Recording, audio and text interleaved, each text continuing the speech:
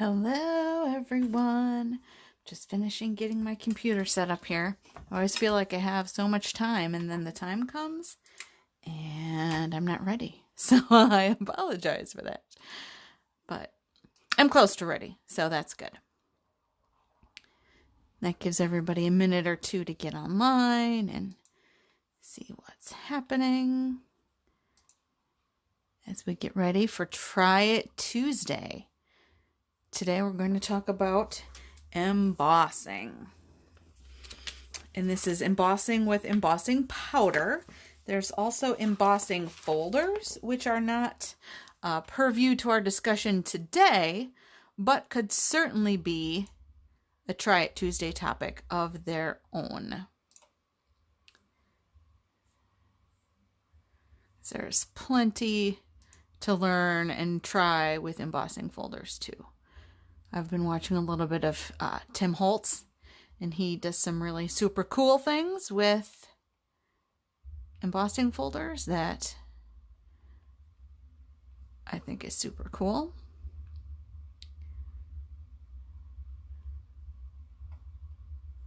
All right, I see Mom's here. Let me see if I can get this post to go bigger and stay muted. All right.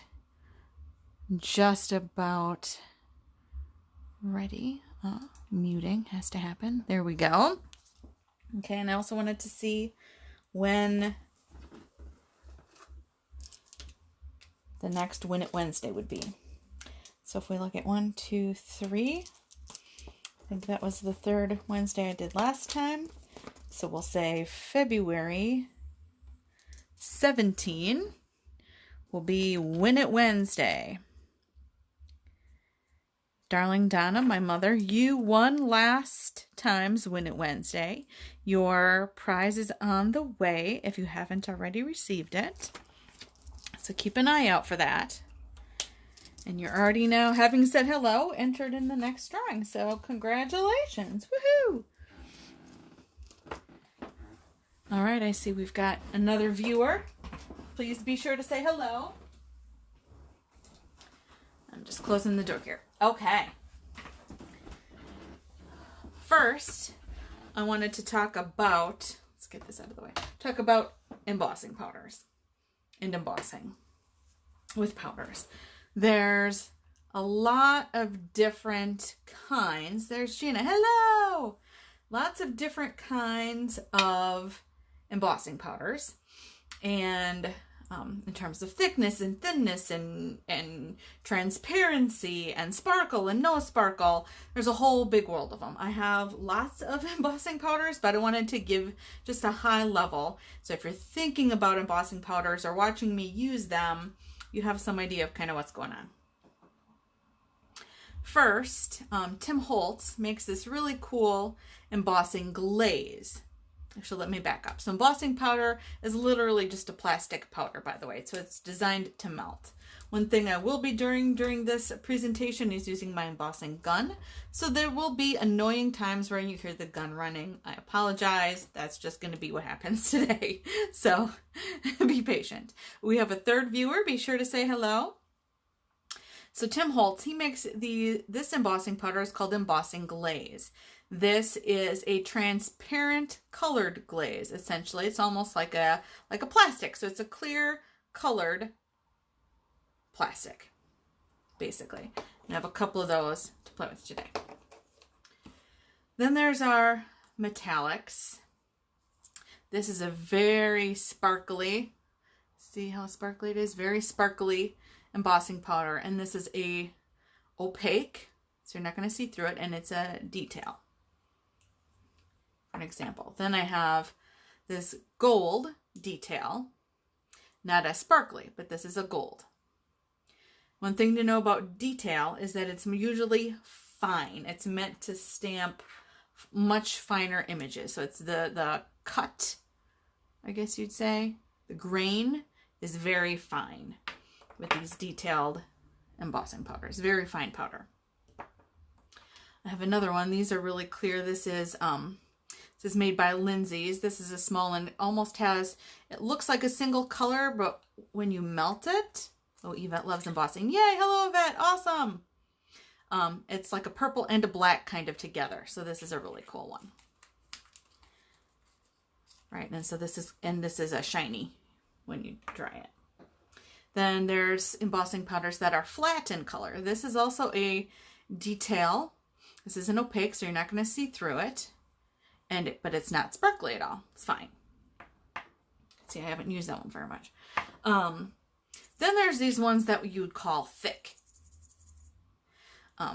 So these have a really thick, let me show you with the, well, I'll do this one on here. So you can kind of see the grain for a second. Right, so you can see it's really thick. It's not like a super fine. So if you, almost like if you think about your salt, right? Some people like really coarse salt like you'd put on a pretzel. Some people like really fine salt if you're mixing it into baking. So this is really thick.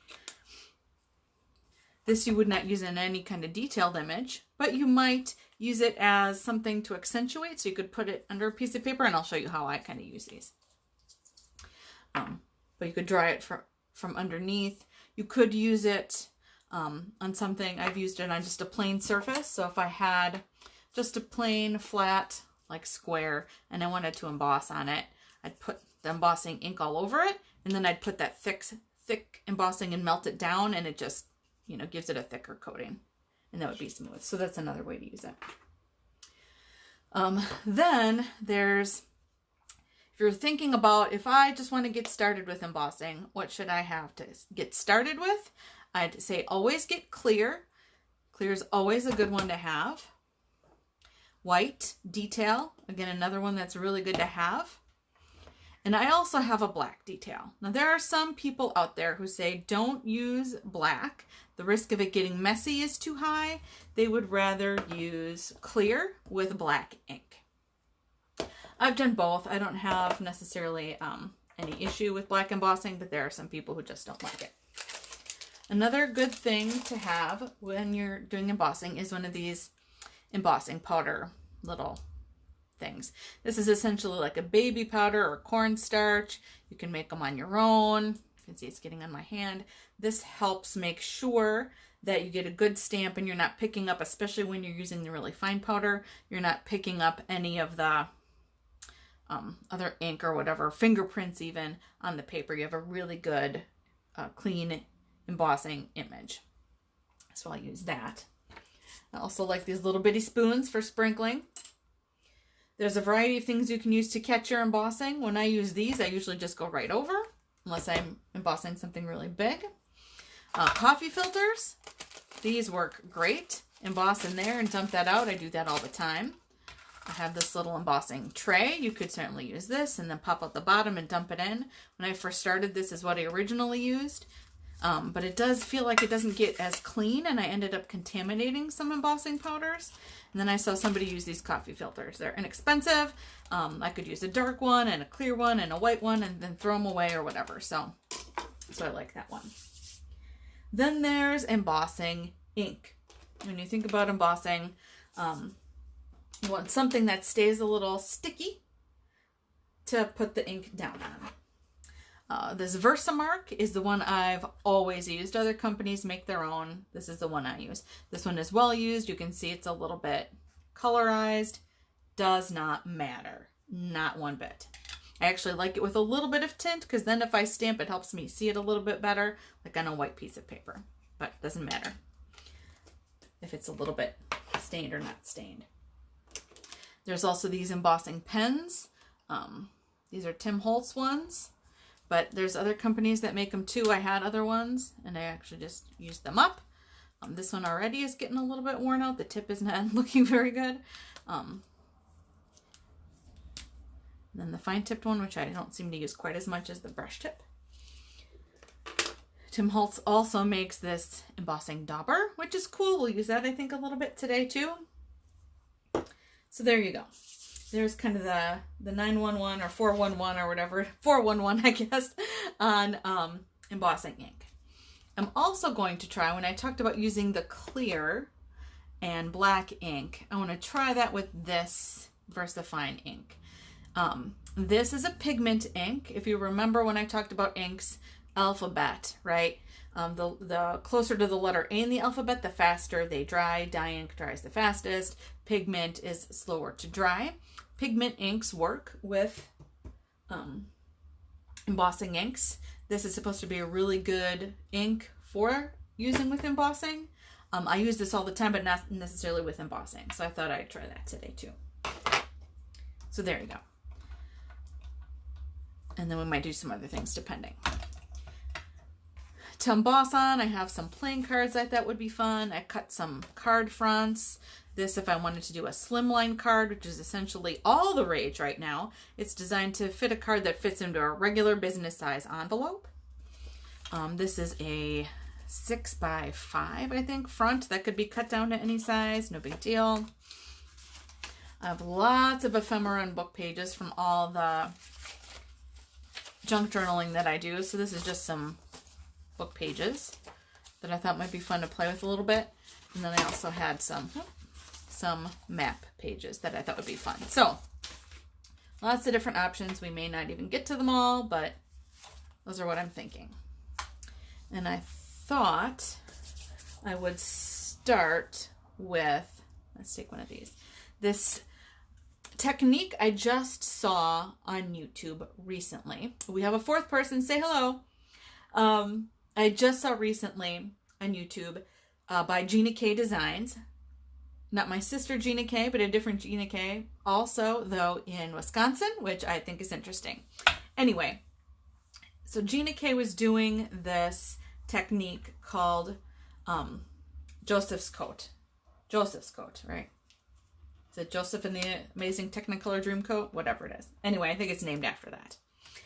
And I thought it looked super cool, but I've never done it. So I thought it would be fun to try that. And one of the things that has to happen is you put a layer of ink down and then it has to dry a little bit, and then you can stamp and emboss on it. So I thought we'd start with that because that would give time for the ink to dry. And I have a few different kinds of ink. She had shown hers with Tim Holtz ink, which is a little bit wetter. So I'm going to do one of those. But then I thought I could do just regular dye-based ink too. I didn't have to use a Tim Holtz fancy hybrid ink. So we'll start. I'm just going to grab some colors here. That's pretty. What else would maybe go with that? Let's see. Maybe a blue if I can find one. I don't know if I like that blue with that.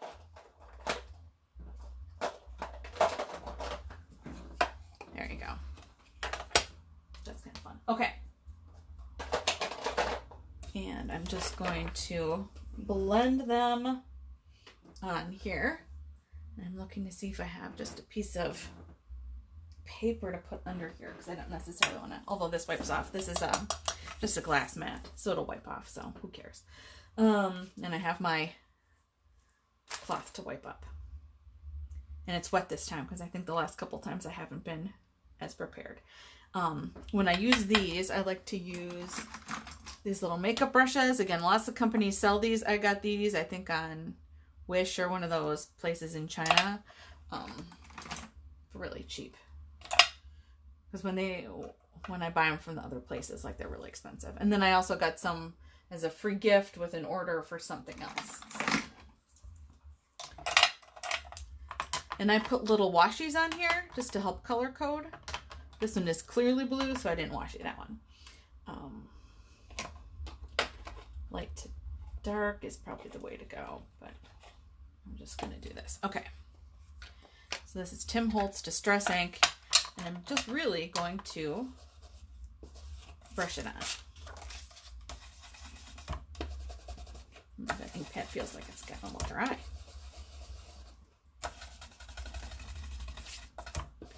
Or else my brush isn't working. That pad might not have been shut all the way. That would be a bummer. Let's see if it works better this way. Oh yeah. So it's something with this brush. So let's just do this. You don't have to be super fussy apparently with this Jacob's coat.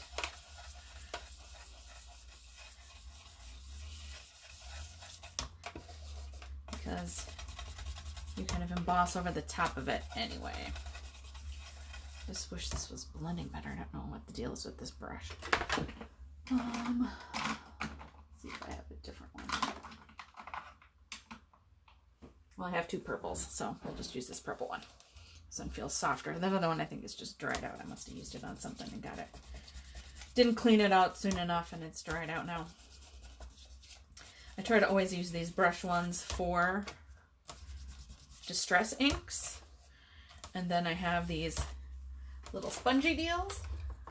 These are a makeup sponge too, actually, but I use these little spongy deals now for my dye inks. So you'll see that with my next one. And distress ink, just, it's a little bit thicker, takes a little longer to dry, which is why I decided to start with this one. But it's fun to blend with it and play with it. Oh, I got my finger in there. Again, doesn't really matter. Pick some up off of here. Let's wipe that off. Okay. Now let's use the purple, which is Wilted Violet. If you're wanting to know more about the inks. So we'll put some Wilted Violet on here.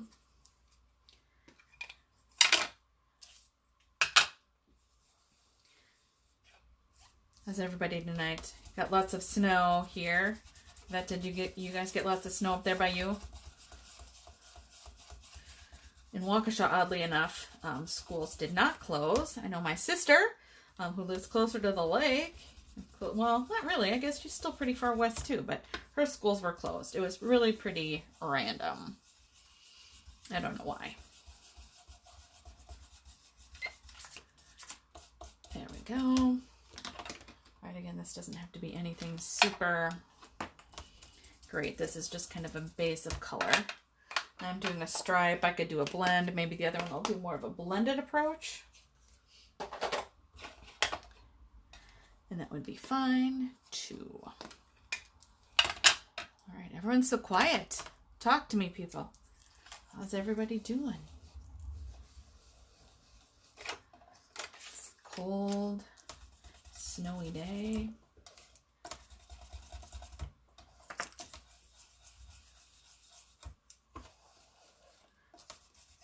Anybody have anything fun? I had kind of a lot of work drama today, so I'm glad to be doing something creative and getting some of that stress out of my head. It's always a good thing to do, I think. This is one of the ways I do that. Okay, so there we go. Like I said, this needs to dry, because if it's too wet, then the embossing powder is just going to stick to the whole darn thing, and that would be no good. So I'm going to set that one aside. Now, let's get these brushes out of the way. And let's do some of these other inks. I have these inks that I probably should use more. So there we go. That's kind of a fun combo, I guess. Let's do a regular card front with these. And little sponges. Here's my, again, these I do kind of like a color family, so it's fine if they, whoops, if they get a little bit, I don't want to say contaminated, but I guess contaminated is kind of the word. That's the green. That's kind of yellowish. Fine, okay. And this I'll do a little bit more blendy and a little less stripy. And you can use any kind of sponges. I've used like these kind of sponges. I've used these kind of sponges.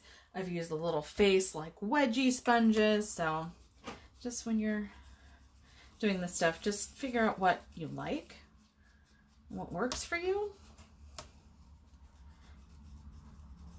I have had fun kind of trying these out. These are probably not my favorite, but they're okay. They're not terrible. I think I like the brushes a little bit better, but this is fine. Maybe it a little darker here and get lighter as I go. Yvette says, got enough snow to be really glad Amazon dropped off your new snowblower belt. Ooh, yes. That would have been a lot of shoveling, I bet. I shoveled this morning just for a workout. When it snows, I don't like going to the gym, but I still like to get a workout. So I should. But then Craig, my husband, still had to go and shovel in the afternoon when it finally stopped snowing. So yeah, lots of snow. So I'm glad we weren't the only one, and I'm glad your snowblower belt came, because you still have kids in the house, Yvette, don't you? You make the kids snowblow, right? Isn't that what we're supposed to do now? Once we become grown-ups with older kids who can lift a shovel, we started making Hudson shovel. He didn't shovel today; he had school, obviously, but over the weekend we had a light dusting of snow, and we had him shovel, have him learn how to do it. He wasn't super excited about that job, but he did a fine job with it, actually. He did a nice job. A little coaching, and then he was good to go. See, Mom, you're in a condo, so you don't have to worry about shoveling. You just get to watch all the other people doing all the work.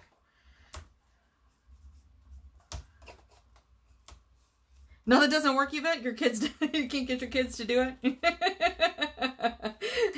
So like my Sundays now, they stay that way forever? Is that what you're saying? Never wanting to cooperate and do it, or doing a job where you have to go back and do it again yourself? Gotta wait till they get grown up and have their own responsibilities.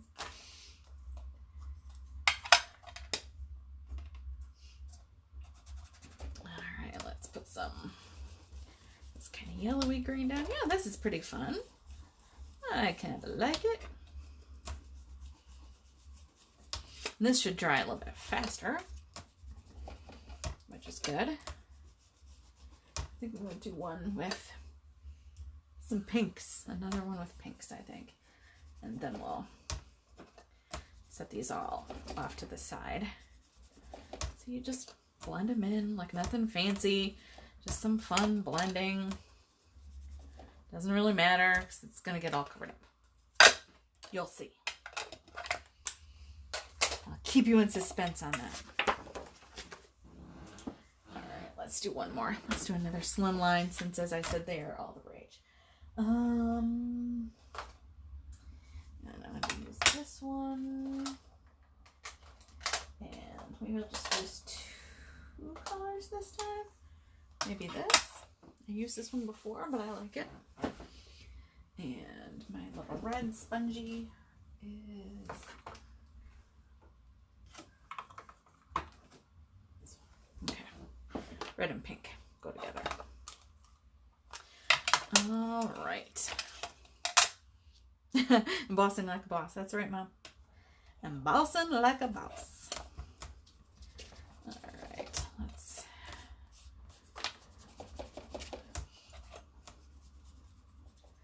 Some green might not be bad in here either. Maybe I'll add some green. But I like pink and kind of teal blue a lot. I just do. I didn't grab any darker dye-based ink colors. Just grabbed a bunch that I was like, I haven't used these in a while. I should put them on something. So here they are. Do Sour Lemon. It's a slightly different yellow than the one I think I was using before.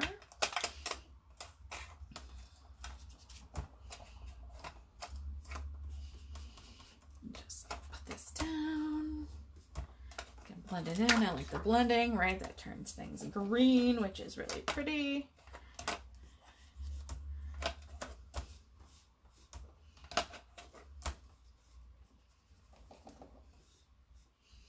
What about you, Gina? Are you still there? Is Marley watching with you or for you? Now she's going to want inks and embossing powders.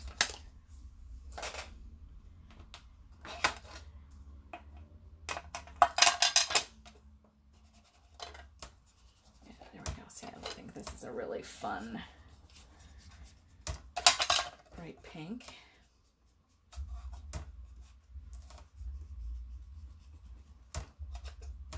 This paper I'm using is just a cardstock paper. It's not even a fancy cardstock paper.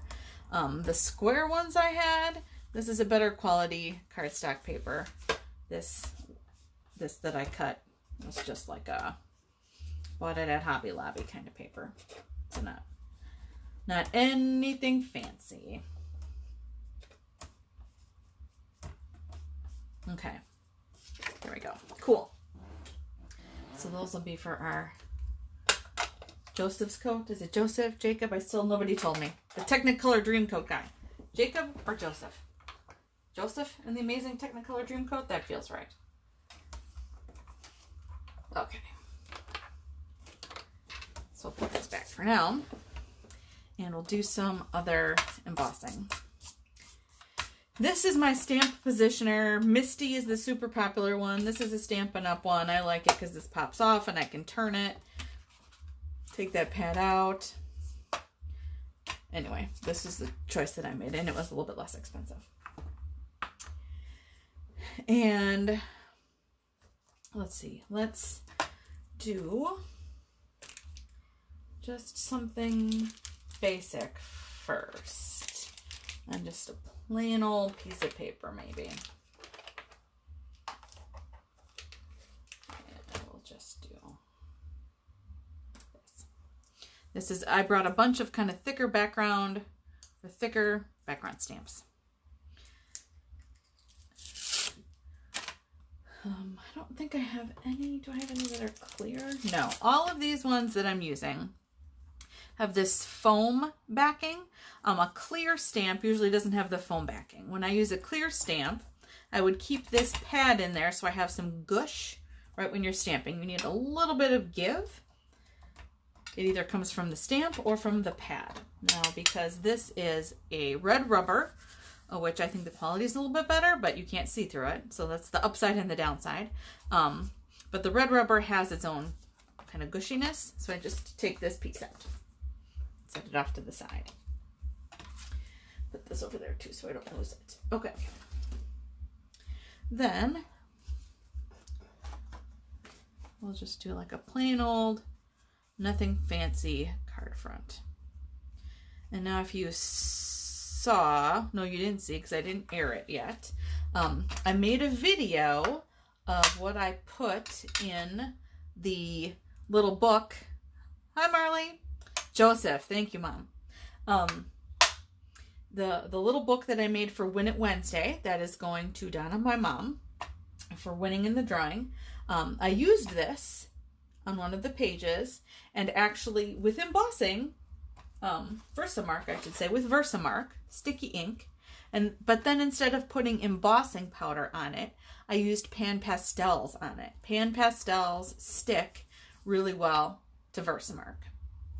Another thing, I won't do it today, but another cool thing to note about pan pastels is I could, kind of like I did with the Jacob's coat with that ink, I could also do that with a pan pastel on paper, and you can stamp really nicely on pan pastel on paper. So I could have actually used that same Jacob's coat technique, well, ish, and stamped over it, or you can use it as a background and stamp over it. So just kind of a note that this sticky Versamark ink is good for holding down. Pan pastel works really good, really pretty. Also, pan pastel on paper can then be stamped on. Stamped and embossed or not embossed. Doesn't even matter. Okay, so just to kind of show you how this works. And thinking we'll try something fun. We wouldn't want to be boring on Try It Tuesday. So I'm going to just ink this up. And, oh, I forgot, almost forgot. I didn't put the ink down yet, so it's not all forgotten to do this. So here's the little pad, right? I'm going to do this. It takes the static out of the paper so that I don't have embossing powder sticking where it shouldn't stick. There we go. All right, make sure it's good and coated. You can't see it, but I can see it. It looks good. If I stamped it down and then found that I missed a spot, that's the nice thing about the stamp positioner, is I could lift it up and say, ooh, I didn't get this very good, and put more ink down and stamp again. I especially like to do that with if I'm doing fine ink, like in a black, because if you push it too hard, the fine print gets all smushy. It doesn't stay crisp. So I would rather press really light and do a number of sets. I guess I want to call them sets, a number of set downs. Just kind of kissing it rather than mushing it, and then have the quality of my print be not as good.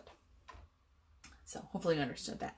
All right, so there's embossing Versamark ink, I guess embossing ink, Versamark ink on here. You probably can't see it. Looks like it's on there pretty good. And this stays sticky for a little while, so you don't have to super rush with it, which is nice if you're doing assembly line work. If there's holidays or Valentine's Day or something and you want to do some assembly line work, or like when I think about my Joseph's coat technique, if I had a whole bunch of these and I could stamp them all down, I could leave it sit for a minute before I pour embossing powder on. It stays wet a little while. Some of it depends on the paper, but overall, stays wet. Let's put this back on here. Just set this back over here. Okay. Now, what I'm thinking of trying is some different colors. Like, I don't think you have to do all one thing, right? Let's not do all one thing. Let's do some of this blackish purple stuff so you can see it, because I just think it's cool. And I'm just going to pour like a stripe down here. And then just pat, pat, pat. Maybe put a little bit more. Yeah, I might not have had quite enough wetness on the thing, but I'm not too worried about it. Okay, so you can see now where I stamped. That could have been a little bit wetter. I see some gaps, but I'm not going to worry about it right now. All right, so I just dumped that out. We're all good. If you get, another little tip, if you get embossing powder or like glitter is always a problem. This is a Swiffer. I cut them in half. I've even sometimes cut them in quarters, these little Swiffer pads. Again, if you get the generic kind at like the dollar store or whatever, really cheap, they clean up all that stuff. They're awesome. So if you're going to do any of this, and don't have that, I recommend it. All right, so I did that kind of blackish purple, and then I think this really super sparkly. Let's try this. Super sparkly is always fun after you've had a crazy day dealing with snow or work or whatever. So let's pour some of that. And it's okay if it mixes a little bit, absolutely. On the picture, sometimes I even do a mixed embossing powder where I'm like, I want silver and another color, and I'll actually just mix a little batch in like a tube or even in a coffee filter, and then I just use it, and whatever's left I can either keep to use for something else or toss out. Whatever, depends on how much excess I make. Put that in there. That's going to be cool. And then maybe just so you can see what they look like, let me get the glitter powder out of here. The detail in particular is fussy. Let's do one of these Tim Holtz ones. You can see kind of what that looks like. All right, so there's the Tim Holtz, and I've got a little bit down here yet. All right, shake, shake, shake. There you go. I put my fingers in there a few times, as you can see, but this gives you the idea. All right, so this is what it looks like, not embossed. I could wipe this off and say forget the whole thing if I wanted. It's not on tight, right? You can erase it or scrape it. I've done where sometimes I get a little bit of seepage over, a little Q-tip, or any number of different things can help you clean something up if you have some stray powder from, if you forgot to use your little static pad, or if you got a little bump of ink somewhere you didn't want it, whatever. Okay. and then emboss it. Now some people use a clothespin, really good for embossing. I actually have this tweezer that I got at the Science and Surplus store. I love, love, love this for embossing because I can literally clip it in here. It lifts it up a little bit. My hands aren't going to get burned. So now, again, I apologize. I'm going to be turning on this heat gun. It's going to be a little noisy. Ordinarily, I let this heat up for a moment before I zap it down. And then I'm just going to make sure you can kind of see. Even get this a little bit closer so you can see kind of the coolness of what will happen. So let's get this hot.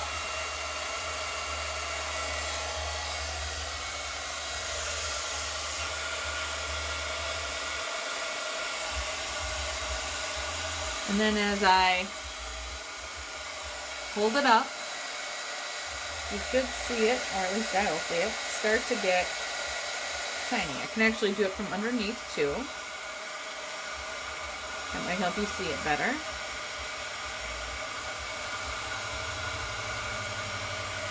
I'm going to keep the gun moving so you don't burn the paper or warp the paper too much. This gun was not quite hot enough, but now it's getting there. Now I can see it starting to turn things clear. Hopefully you can see the embossing start to happen.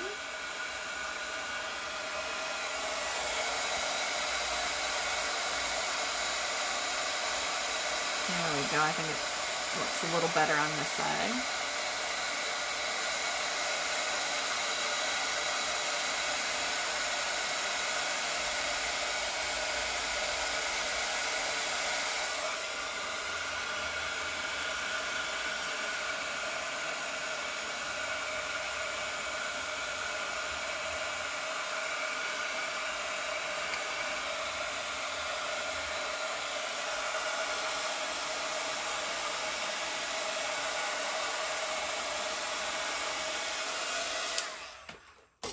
Okay, that's done. And once, so you can see now it's shinier.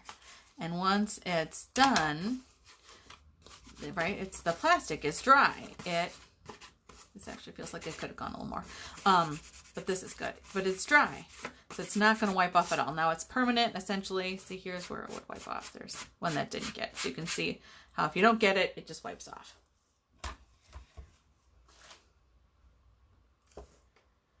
So that's embossing powder. This is that kind of purpley black. I don't know if you can kind of see what as the light hits it. I should get better angle on the camera. As the light hits it, you can kind of see that. Here's that sparkly, and here's the Tim Holtz. So cool. There's your basic embossing. Then let's put this up a little bit. All right, so one of the things I wanted to do is some embossing on book pages. I saw, again on a YouTube that I watched, I saw someone do stamping, and then they colored it in, which I thought was pretty. But I kind of thought, you know, there's a lot of things you can do with embossing, and one of the cool things is that embossing makes a resist. So like I said, it's plastic, right? So paint and other things won't get seeped into it once it's dry. And I thought that might have a really cool effect with a book page underneath and embossing, and then kind of inking or painting over the top of it. So I wanted to give that a try because it is Try It Tuesday. So let's just try that. Let me see what stamp I like for that. Bunch of them out here. We'll just use stars. So again, rubber stamp. And I'll make sure I get this pinned down nicely. I think I'm actually going to turn it this way. Right, with the stamp positioner, it doesn't matter what angle it is. There we go. I want to make sure I get it mostly on the words. I should put it down the right way though, shouldn't I? All right, over the words. It looks good. Straighten it up. There, pick it up. Make sure I get my anti-static. Now I did not put any clear gesso on this. I had recently taught my mom about clear gesso. Mom, have you used the clear gesso? Have you used your journaling Bible at all? I did not coat these with clear gesso. I certainly could have. I won't do it today, but we'll see how this goes. And I may say, well, if I did that again, I would use clear gesso, or I might say that worked out fine. This paper, this old vintage paper, is a little bit absorbent. So we'll see how it goes. And with this, I'm actually, I think, going to use this Tim Holtz ink. I think it would be fun on the stars because it's, like I said, a tinted clear. So I'll still be able to see the words through it. I could also just use a plain clear. Because what I want to do is kind of go over the top, but still have the words show up through in kind of a resist approach. So that looks, I'll make sure I get it really good and juicy, just knowing that this paper is vintage paper. Oh, not yet. Well, you'll have to start doing it. I'm anxious to see what you come up with and how it turns out. I got my mom this really beautiful journaling Bible. She's been kind of home alone, looking for things to do and spending time kind of thinking about scripture and her family and things like that. So I got her this nice journaling Bible so she could be creative and spend time kind of praying and reflecting all at once.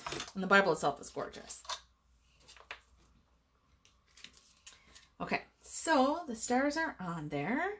Let's get this out.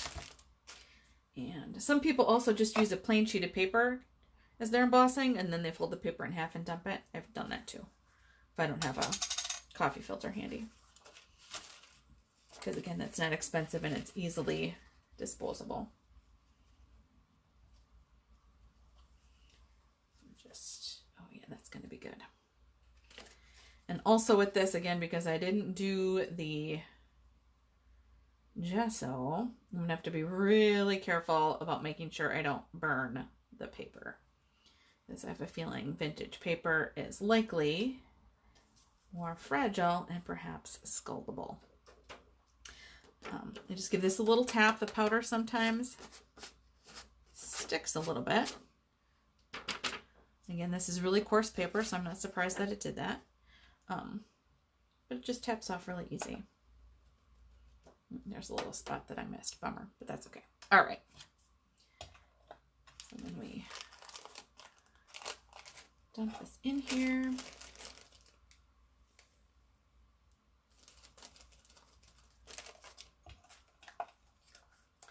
Cool. Let's give this puppy a go here. Okay. And this one I'm actually going to keep, I think, on the glass mat because the paper's a little bit fragile, and just hold it with my tweezer. All right. It's going to get loud. Hold on.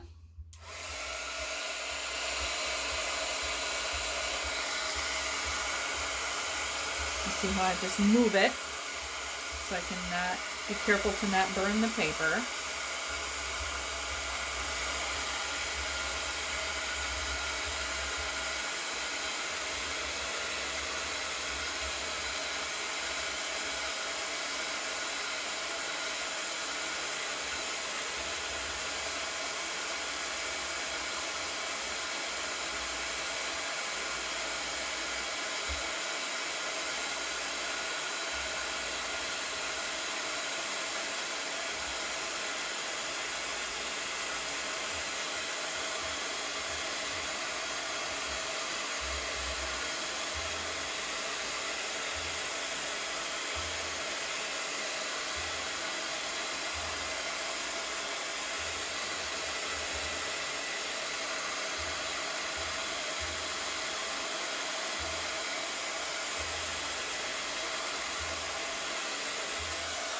Okay. Thank you for your patience.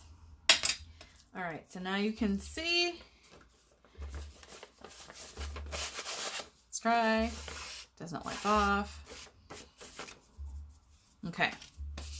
So now let's see if my effect works. I think what I'll do is go with, I have that really dark blue. Let me see if I can find that. There we go. This dark blue Distress ink. Get my little blue doodad. I could watercolor or whatever with it. Oh no, I wasn't using this one. I was using this one. That works better. Okay. Let's see how dark this is. All right. Could be darker, but that's all right. And this Distress ink is very opaque, so you cannot see the words through it really very well. Which, if you remember, was all part of my plan. And I'm not putting it on so heavy that you can't see through it at all, but it is a little bit muted, we'll call it.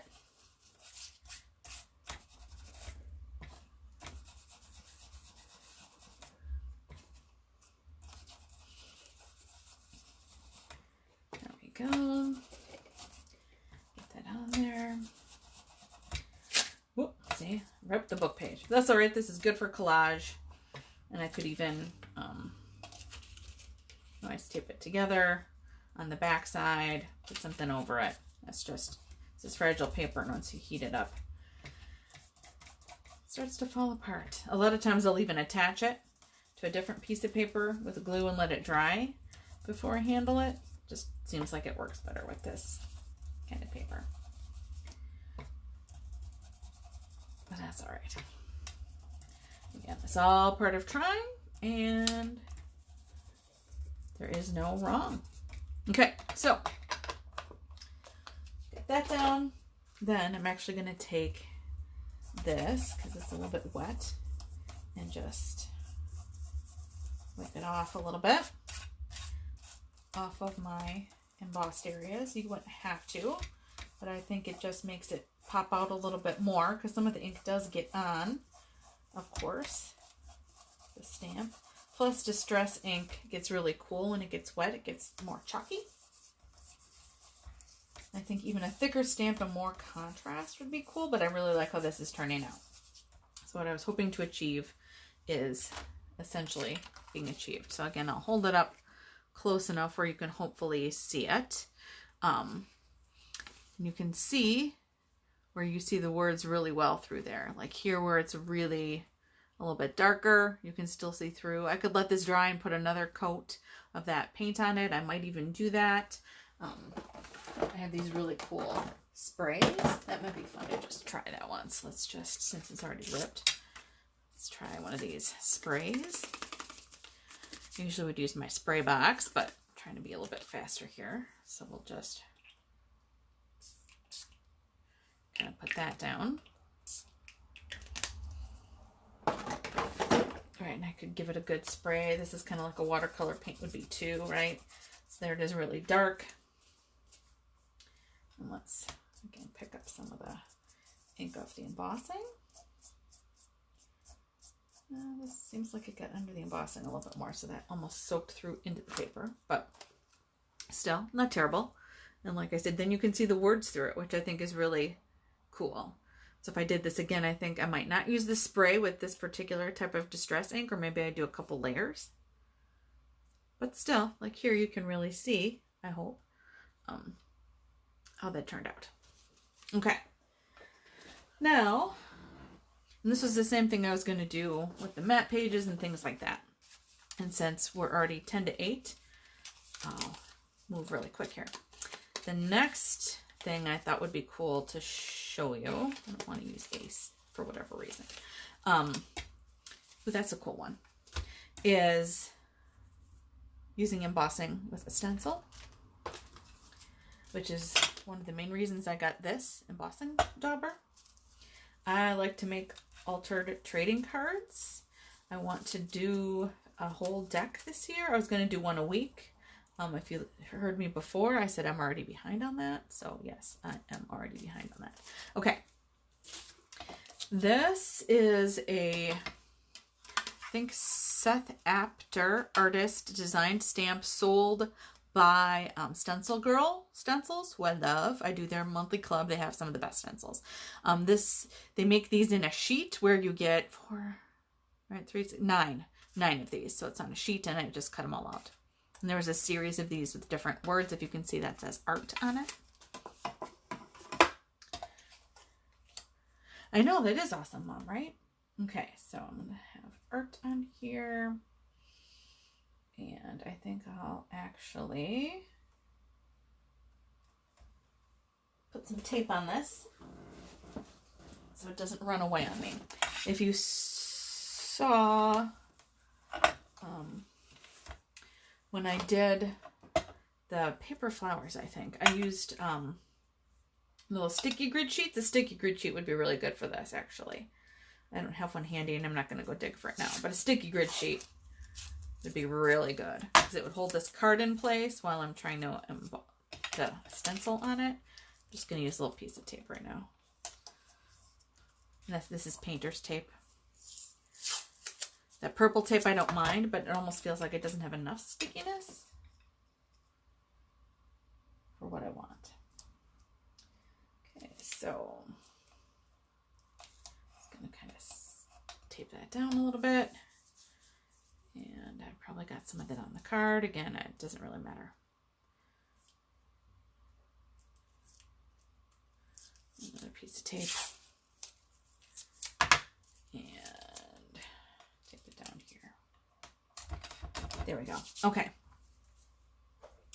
And then I'm going to use this embossing dauber. I don't know, it depends, I guess, if you play bingo. What do they call it?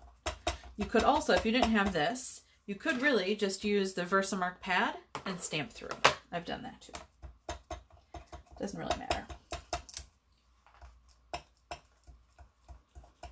This isn't really as flat as it probably should be, but that's okay.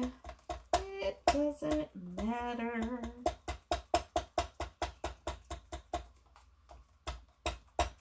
Just trying to make sure I got it coated really well through there. I did not use my little thing. I should have, and I didn't. Again, doesn't matter. Sometimes you just forget. Whatevs. Okay. Then I'm going to pull this off. There we go. It was pretty wet through there.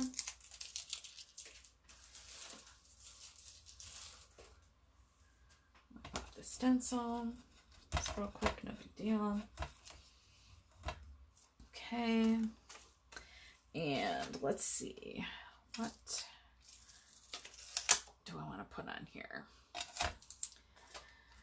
Oh, what do we think, ladies? What do we think? Maybe this non-shiny purple? No, I'm feeling gold. Let's go with gold. You haven't seen the gold yet. You can see why I haven't used the non-shiny purple. Like, it just isn't as exciting. I think I had a project that I was going to use purple for that maybe I just never got around to. And one thing I will say about stencils, and I know I've said this before, is I really prefer to use them on a gel plate because I end up getting stuff soaking through, just like this. Like, it's not as crisp. If I used the gel plate and then picked it up, this would be crisper. It is always my problem. I also have some tape I could have used. So I have this Pixie spray. That is a light tack that I could have sprayed down and then done that.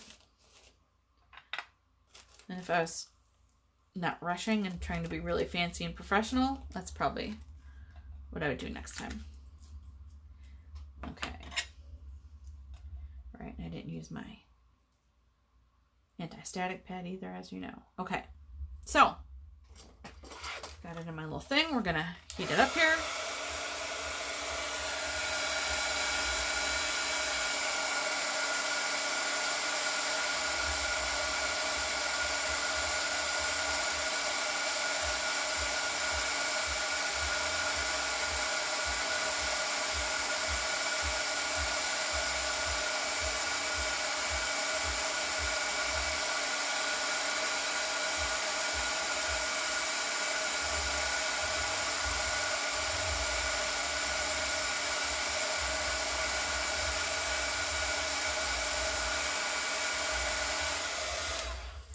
right, there we go. Now, of course, I wouldn't leave this like this. I won't do it today, but I would use a resist on here too. I'd probably use a dye-based ink, which is more transparent, and, you know, color in the background or some sprays or what have you. Here's the word art. It's a little bit, like I said, it's not totally crisp, but still cool. So that was fun. Now let's do the Jacob's coat. See, I can't even remember. What was it, Mom? It was Joseph's coat. Okay, let's do a quick Joseph's coat one. And I have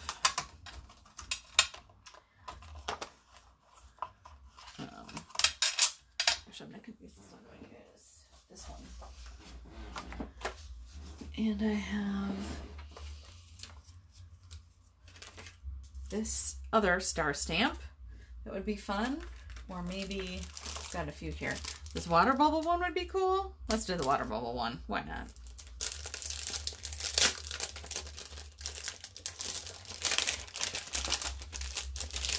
And you don't have to use a background stamp. You can use any kind of detailed stamp. It just so happens that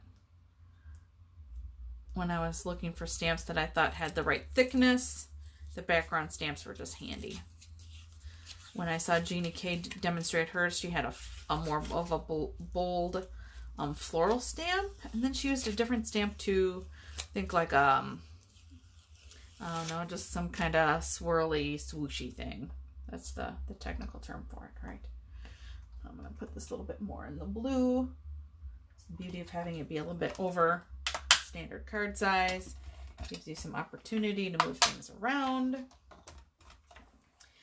All right, stick that down. And then it'll be clear embossing that I'm going to put on this. And you'll see what this does. So if you're thinking about it, you're probably predicting now what's going to happen, right? So the clear embossing is going to create a resist, and you'll be able to see, just like we could with the words, you'll be able to see the ink underneath. Yes, you do toast your fingers all the time. You have to use, even if you just have a clothespin, Yvette.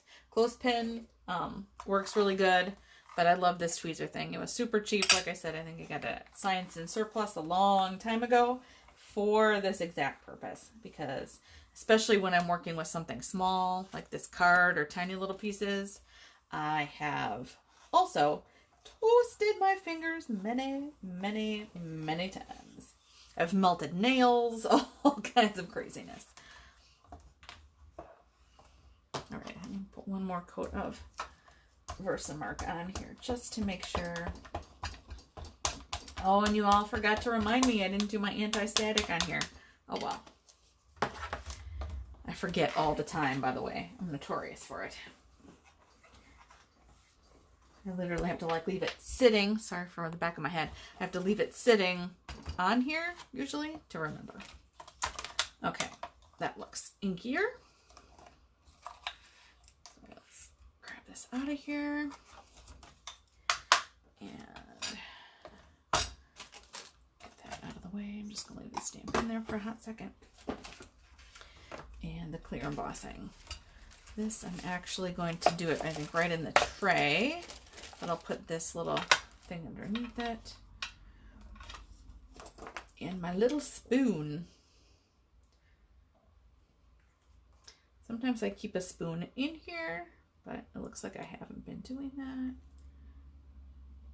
Now this background might almost be too thick, but we'll see.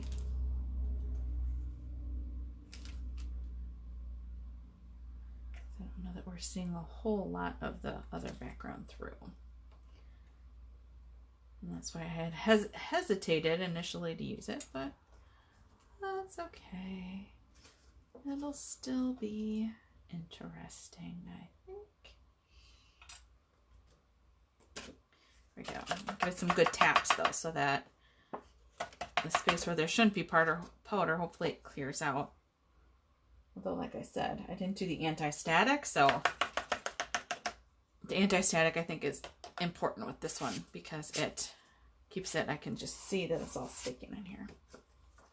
So that's probably not ideal. So I'm actually going to do a second one. And I'll emboss this another time. It'll still emboss and be fine. It's just not going to get me what I wanted. Right? This is really important on there, or you're going to have really an image that isn't working. So I want to at least do the technique a little bit of justice. I think not this stamp because there's not enough open space.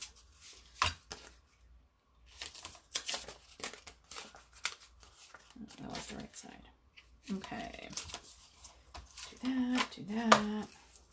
Pop that off super quick. Okay. Let's do...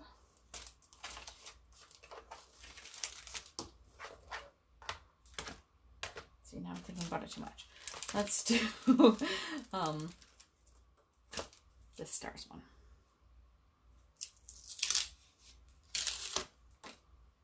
That's not going to fill it up, but that's okay.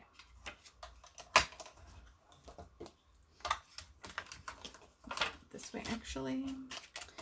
And put it right here.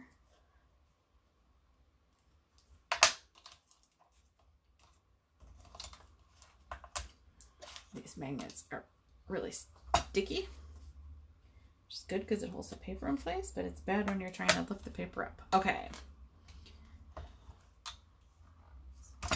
Not straight, but again, it doesn't really matter. Let's get this nice and inky.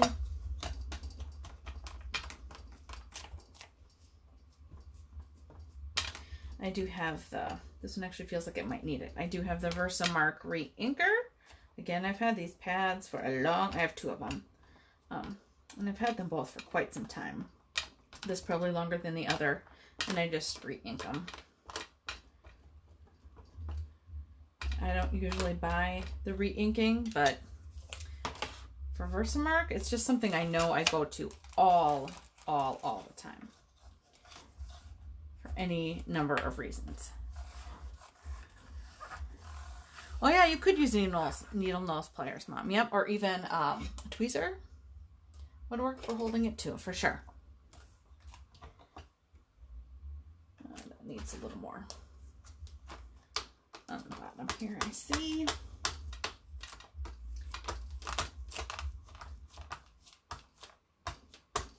There we go. Down, I'm gonna make sure to push it really well. Get it really set in there. There we go, that looks pretty good. There's a little spot I missed.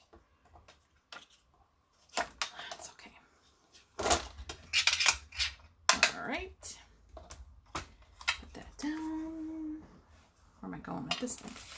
Get this out of the way. I see I got some embossing powder. I'll have to use my little Swiffer. There we go. This is much better because other than this spot where the ink didn't get, much better because I used my anti-static pad. So now you're going to see the true benefit of the anti-static pad. I'm going to show you in a second the difference between the two things that I did. And again, some taps. And I got some powder in here I can put back. There's some in the handles because I was using kind of a big surface, so I can get that out of here a little bit. There we go. Okay. I don't want to throw half my embossing powder away. With the clear, I usually buy like I said, the detail, a little bit bigger container, because this is one that I do like to use. Okay.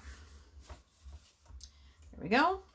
Now, if you look at this, you can see, hopefully, where the embossing did and didn't get. Try to move it closer, further, I don't know if you can see it. Anyway. And then, if you look at this one where I didn't use the anti-static mat, again, it's going to be really hard to see, but even in places where it's not as heavily covered, there's still residue there because this ink is wet, and when I even letting it dry a little bit, it's not going to give me the effect I wanted. This will still be cool. It'll still be cool to have this clear with this pattern underneath. Totally fine.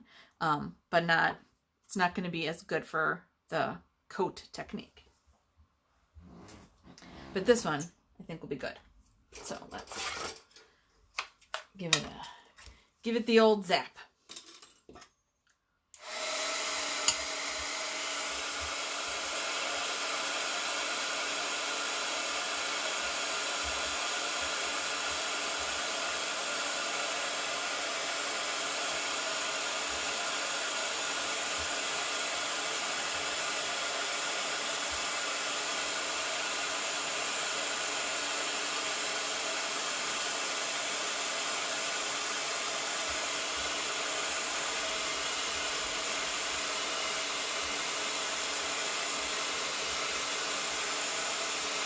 Okay, just about done.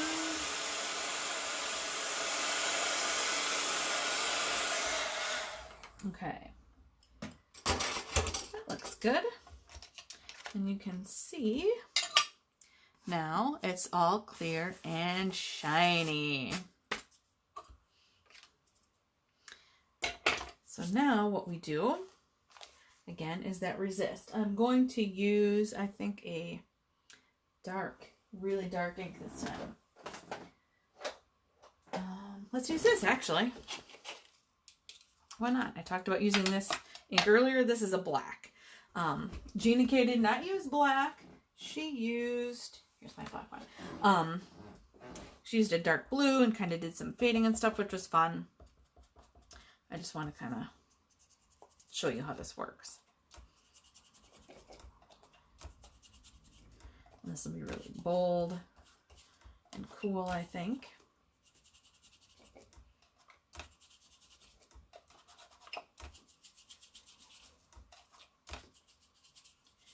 I could do a fade out if I wanted. This would be really cool with like a neon color underneath and black.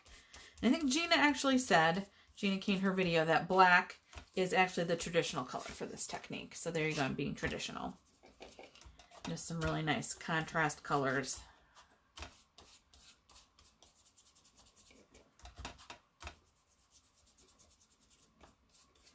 See, this is really cool, I think.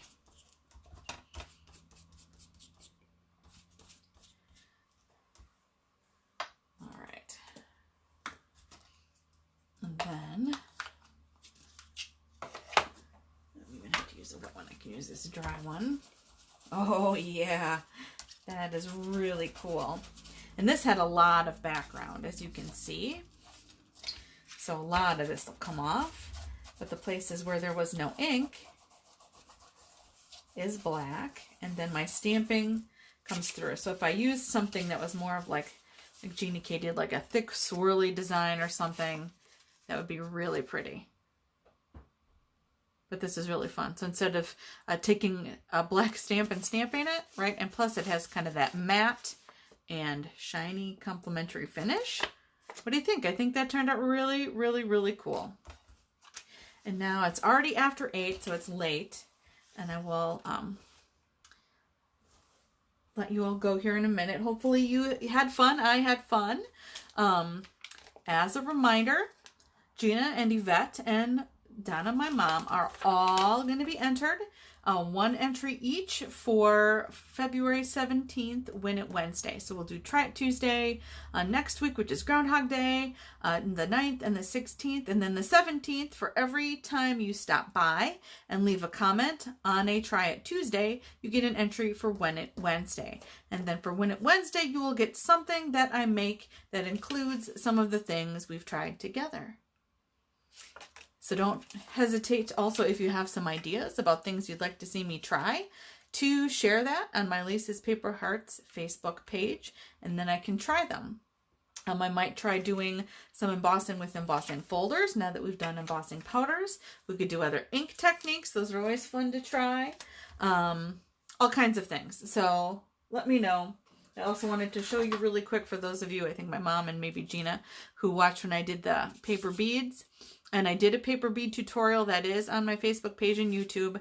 I did a bunch of these while watching the Very Sad Packer game. So I wanted to show you that too. All right, I've talked enough. Thank you, everyone. And I appreciate your time. Stay warm and safe.